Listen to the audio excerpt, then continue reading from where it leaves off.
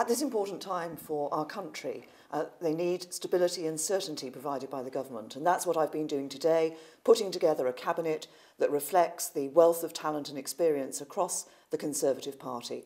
A cabinet that will get on with the job of government. That's about delivering a successful Brexit negotiations, and those negotiations start in a week's time. But it's also about ensuring we're dealing with some of the social issues that we see in our country. So tackling issues around mental health, ensuring we have proper technical education for young people, tackling the housing crisis. This is what my cabinet, this is what my government will be getting on and doing. And Prime Minister, just one question or two. The big news today obviously is the return of Michael Gove to your cabinet. Are you now in a situation where you're so weakened by that snap election that you have no choice but to put influential adversaries at your top table, proof, in the words of George Osborne, that you're a dead woman walking? What I've done today is seen people from across the party accepting the invitation to be in my cabinet. And crucially, I've brought in talent from across the whole of the Conservative Party. I believe that's important. This is a government that is going to be governing for everyone. We want a country that works for everyone.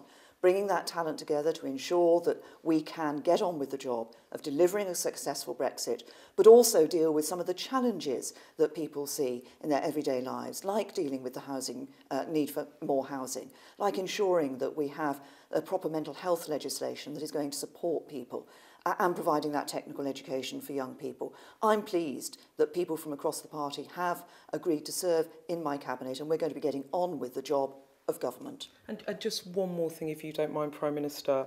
It's obviously been a very difficult few days for you, both personally, I would imagine, and politically. How are you feeling? I imagine you're feeling rather shell-shocked. What I'm feeling is that actually there is a job to be done, and I think what the public want is to ensure that the government is getting on with that job. I've appointed cabinet ministers today. I'll be meeting with my cabinet tomorrow. On Tuesday, I will be going to France for meetings with President Macron. These are important in getting on with our preparations for the Brexit negotiations, but also dealing with the challenges that people see in their everyday lives.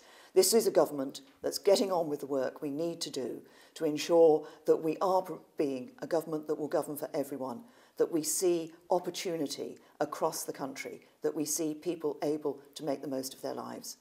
This is a government getting on with the job. Thank you. Just one more thing quickly. In terms of your intentions for number 10, some of your colleagues have been suggesting that you might be a caretaker Prime Minister. Just to be clear, for the record, do you intend to serve a full term? I said during the election campaign that if re-elected I would intend to serve a full term. But what I'm doing now is actually getting on with the immediate job. And I think that's what's important. I think that's what the public would expect. They want to see government providing that certainty and stability at what is a critical time for the country. The Brexit negotiations start in just a week. We need to get those right and make a success of it. But there are other issues that we need to address in our country. We've been listening to voters, and that's what we will be doing.